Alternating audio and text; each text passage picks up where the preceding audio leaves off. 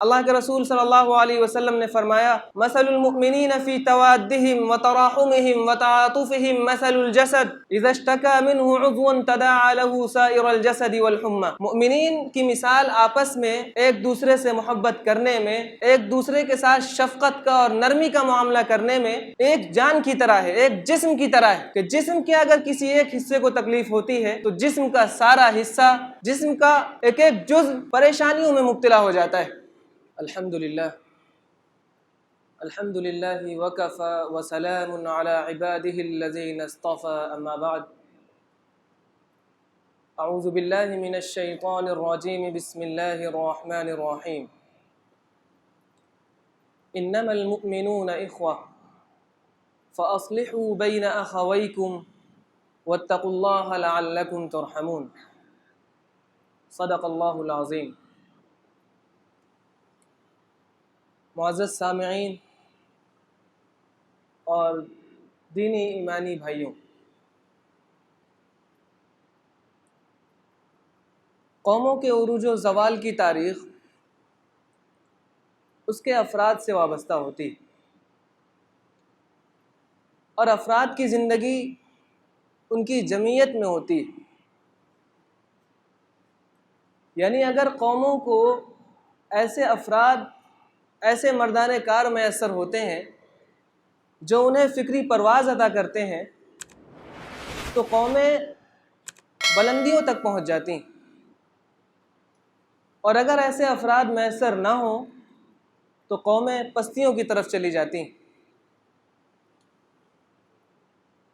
ہم تمام لوگوں کو اللہ رب العزت کا شکر گزار ہونا چاہیے کہ اللہ رب العزت نے ہمیں ایمان کی قیمتی نعمت سے نوازا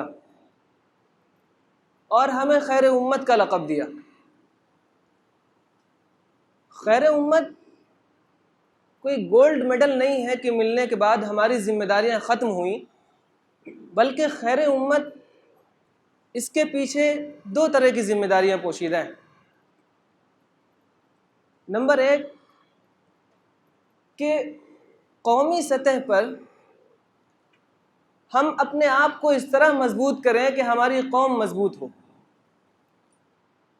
ہماری شخصی زندگی اس طرح مضبوط ہو کہ ہماری جو جمعیت ہے، ہماری جو اجتماعی زندگی ہے، اس میں ہم مضبوط ہوں۔ اور خیر امت کا مطلب یہ ہے کہ جب آپ کی جمعیت مضبوط ہو تو آپ کی قوم تمام قوموں سے بالاتر ہو جائے۔ اس کو فرمایا گیا کنتم خیر امہ، تم خیر امت ہو، اب اس کی ذمہ داری بحسن خوبی انجام دینا تمہاری ہے۔ اس کے بعد اللہ رب العزت نے اس اجتماعی زندگی کو تسلسل عطا کرنے کے لیے، اس کو برقرار رکھنے کے لیے بندوں سے ایک معاہدہ کیا، انما المؤمنون اخوہ، کہ یاد رکھو مؤمنین آپس میں بھائی بھائی ہیں۔ اللہ رب العزت نے یہ کانٹریکٹ لیا بندوں سے، یہ ایک معاہدہ ہے، اور یہ ایک ایسی زنجیر ہے جس میں ہم سب ایک دوسرے سے وابستہ ہیں۔ اب اس کے حقوق کیا ہیں؟ فرمایا فاصلحوا بین اخویکم، کہ دیکھو یہ انسانی زندگی ہے، اس میں طرح طرح کے لوگ بستے ہیں، اگر ان سے آپس میں کوئی غلطیاں ہو جاتی ہیں، آپس میں ایک دوسرے کو کوئی تکلیفیں پہنچتی ہیں، تو ان کے درمیان آپس میں اصلاح کا معاملہ جاری رکھنا۔ ایک دوسری آیت میں فرمایا فَإِن تَنَازَعْتُمْ فِي شَيْءٍ فَرُدُّوهُ إِلَى اللَّهِ وَالرَّسُولِ، کہ اگر تمہیں آپس میں کوئی اختلاف ہو جائے، کسی معاملے میں کسی پریشانی میں پڑ جاؤ، تو اس بات کو اللہ اور اس کے رسول کی تعلیمات کی روشنی میں حل کر لینا۔ یہ اللہ رب العزت نے ہمیں بتایا، یعنی آپس میں اختلاف کے بجائے معاملات کو دور اندیشی سے حل کر لینا، یہ ہماری ذمہ داری۔ وَاتَّقُوا اللَّهَ لَعَلَّكُمْ تُرْحَمُونَ، پھر اللہ رب العزت نے فرمایا کہ دیکھو اپنی زندگی، اپنی دنیاوی زندگی کے معاملات میں، ایک دوسرے کے ساتھ معاملات طے کرنے میں اللہ کا پاس و لحاظ رکھنا۔ جس اللہ نے تمہارے ساتھ آپس میں تم لوگوں کو مواخات کرائی ہے، آپس میں ایک دوسرے کا رشتہ جوڑا ہے، اس سلسلے میں، اس رشتوں کو توڑنے میں، اس رشتے کو کمزور کرنے میں اللہ کا پاس و لحاظ رکھنا، اللہ کا خوف رکھنا۔ واتقوا اللہ لعلکم ترحمون، اور پھر اس کے نتیجے میں جو اس کے اثرات مرتب ہوں گے، اس سے اللہ کی رحمت آئے گی، اللہ کی برکتوں کا نزول ہوگا، اور اللہ کی غیبی مدد تم کو میسر ہوں گی۔ اس غیبی مدد کی اگر ایک مثال ہم دیکھنا چاہیں تو غزوہ بدر میں اللہ رب العزت نے جو مدد فرمائی اس کا ہم اندازہ لگا سکتے ہیں۔ حدیث شریف میں آتا ہے، اللہ کے رسول صلی اللہ علیہ وسلم نے فرمایا، مثل المؤمنین فی توادہم وتراحمہم وتعاطفہم مثل الجسد اذا اشتکا منہ عضو تداعی لہ سائر الجسد والحمى۔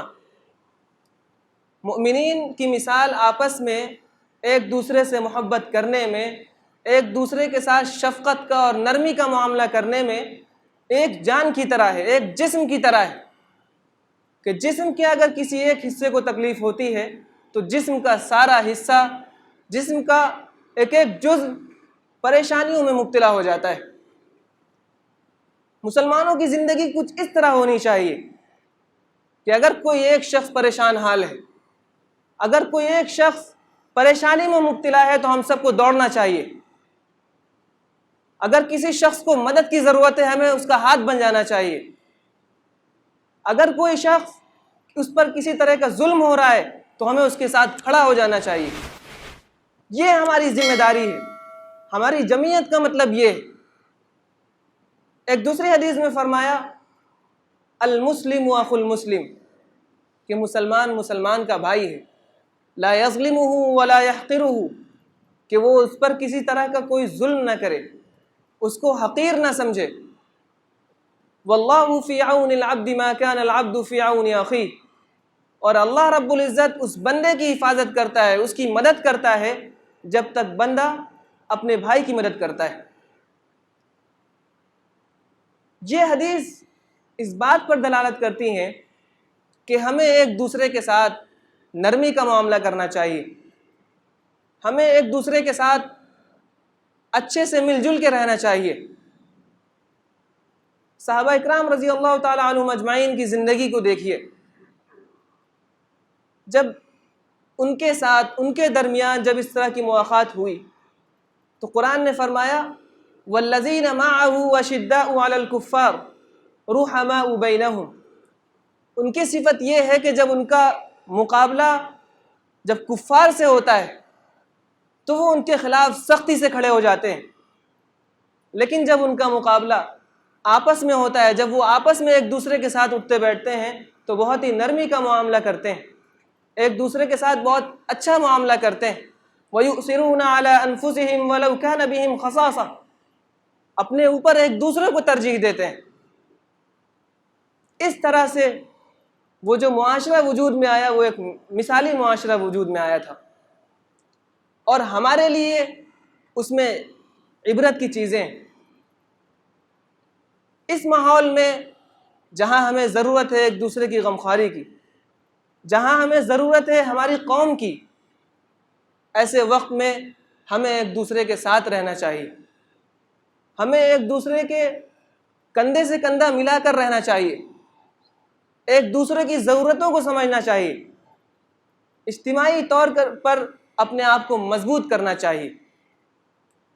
جب ہم اللہ کے رسول صلی اللہ علیہ وسلم کی زندگی کا جائزہ لیتے ہیں تو ہمیں ان کی پوری زندگی انہی چیزوں کے اندر ملتی ہے۔ اللہ کے رسول صلی اللہ علیہ وسلم نے اوس و خزرج جب ان کے پاس آئے اور اسلام قبول کر لیا تو وہ دونوں قبیلے جو ایک دوسرے کے خون کے پیاسے تھے، مشرف و اسلام ہونے کے بعد ایک دوسرے کے بھائی بھائی بن گئے، ایک دوسرے کے مددگار بن گئے۔ پھر اس کے بعد اللہ رب العزت نے انصار و مہاجرین کے درمیان مواخات کرائی، ایک دوسرے کو بھائی بھائی بنایا۔ مہاجرین جو مکے میں رہنے والے ان کی تہذیب ایک دم الگ، انصار جو مدینے میں رہنے والے ان کی تہذیب ایک دم جدا۔ دو الگ الگ تہذیبوں کو اللہ کے رسول صلی اللہ علیہ وسلم نے ملایا، ان کے درمیان مواخات کرائی، اور اس کے بعد جو نمونہ انہوں نے پیش کیا، آج رہتی دنیا تک کوئی وہ نمونہ پیش نہیں کر سکتا۔ اللہ کے رسول صلی اللہ علیہ وسلم کی متعدد تعلیمات ہمارے درمیان موجود ہیں۔ اللہ کے رسول صلی اللہ علیہ وسلم نے فرمایا ایاکم والظن فإن الظن اکذب الحدیث، یعنی معاشرے کو انتشار سے بچانے کے لیے اللہ کے رسول نے کیا کیا تعلیمات دیں، اور مسلمانوں کو ایک جمعیت میں باقی رکھنے کے لیے فرمایا ایاکم والظن، دیکھو بدگمانی سے بچنا، اس لیے کہ بدگمانی سب سے بڑا جھوٹ ہے۔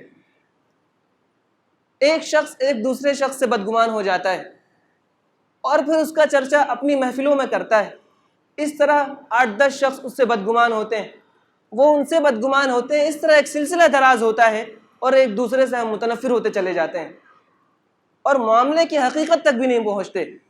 اسی لیے فرمایا گیا کہ بدگمانی سے بچو، اس سے تمہیں غضن پہنچ سکتی ہے، تم کمزور ہو سکتے ہو۔ ایک دوسرے موقع پر فرمایا حضرت ابو ذر کو مخاطب کرتے ہوئے یا ابا ذر اذا طبخت مرقة فاکثر ماءها وتعاهد جیرانک، اے ابو ذر دیکھو جب کبھی تم سالن بناؤ تو اس میں ذرا پانی بڑھا لیا کرو اور اپنے ہمسایوں کا خیال رکھو۔ اسی طرح ایک جگہ فرمایا لا يدخل الجنة من لا يأمن جاره بوائقه، وہ شخص جنت میں داخل ہو ہی نہیں سکتا جس کے شر سے اس کا پڑوسی محفوظ نہ ہو۔ یہ وہ تعلیمات ہیں جو ہمارے اندر بھائی چارگی کو پیدا کرتی ہیں، ہمیں ایک دوسرے سے جوڑے رکھتی ہیں۔ اگر ہم ان باتوں کا خیال رکھیں تو ہمارے درمیان اس طرح کی چیزیں پیدا نہ ہوں، اس طرح کے اختلافات نہ ہوں، ایک دوسرے سے ہم متنفر نہ ہوں، ایک دوسرے سے ہم بدگمان نہ ہوں۔ ان تعلیمات کو مد نظر رکھنا چاہیے۔ ایک موقع پر حضرت عبداللہ ابن عمر رضی اللہ تعالیٰ عنہ بیت اللہ شریف کے پاس کھڑے تھے اور بیت اللہ شریف کی طرف اشارہ کرتے ہوئے انہوں نے کہا ما اعظمک و اعظم حرمتک والمؤمن اعظم حرمتا عند اللہ من، اے بیت اللہ تیری عظمت اور تیری عزت کی تعظیم تو بہت بڑی ہے، مومنین کے نزدیک تیری عزت تو بہت ہے، لیکن والمؤمن اعظم حرمتا عند اللہ من، ایک مومن کی عزت، ایک مومن کی شان تجھ سے زیادہ بلند تر ہے اللہ کے نزدیک۔ جب ایک مومن کی عزت، اس کی شان اتنی بلند ہے کہ ایک بیت اللہ شریف کو مخاطب کر کے یہ بات کہی جا رہی ہے، تو ہمیں اس بات کو سمجھنا چاہیے، یعنی جو ہمارے درمیان افراد رہ رہے ہیں انہیں کس طرح کی پریشانیوں کا سامنا ہے، انہیں کن ضرورتوں کا سامنا ہے، اور ہماری اجتماعی زندگی میں جو ہماری ضرورتیں ہیں، حالات کے مطابق ہمیں جو چیزیں بہت ہی زیادہ شدت کے ساتھ جن چیزوں کا ضرورت ہے ان کو محسوس کر کر ان کی بھرپائی کرنی چاہیے۔ ہو سکتا ہو اس سے ہمیں جو قوت نصیب ہو اس سے ہمیں سربلندی نصیب ہو اور آپ کو بھی دنیا اور آخرت دونوں جہاں میں کامیابیاں میسر ہو۔ ان چیزوں کو سمجھنے کی ضرورت ہے، اور ان حالات میں اس وقت انما المؤمنون اخوہ کی جو تعلیم ہے اس کو سمجھنے اور عمل میں لانے کی بہت ہی شدید ضرورت ہے۔ ایک ہو جائیں تو بن سکتے ہیں خورشید مبین، ورنہ ان بکھرے ہوئے تاروں سے کیا بات بنے۔ تو اس وجہ سے ہمیں ایک ہونا ہے، اللہ کے رسول نے جن کی طرف ہماری رہنمائی کی ہے اس پر عمل کرنا ضروری ہے۔ حدیث شریف میں آتا ہے لا يصلح آخر هذه الامہ الا بما اولوا، اس امت کی اصلاح اسی طرح ممکن ہے جس طرح اس سے پہلے کے لوگوں کی اصلاح ہوئی، انہی کے نقش قدم پر چلتے ہوئے ہم کامیابی تک پہنچ سکتے ہیں۔ اس لیے ہمیں ضرورت اس بات کی ہے ہم ان سب چیزوں پر عمل کریں اور خود اللہ کے رسول صلی اللہ علیہ وسلم کی تعلیمات پر چلنے والے بنیں۔ اللہ تعالیٰ سے دعا ہے کہ وہ ہمیں کہنے سننے سے زیادہ عمل کرنے کی توفیق نصیب فرمائے۔ اقول قولی ھذا واستغفر اللہ لی ولکم ولسائر المسلمین من کل ذنب فاستغفروہ انہ هو الغفور الرحیم۔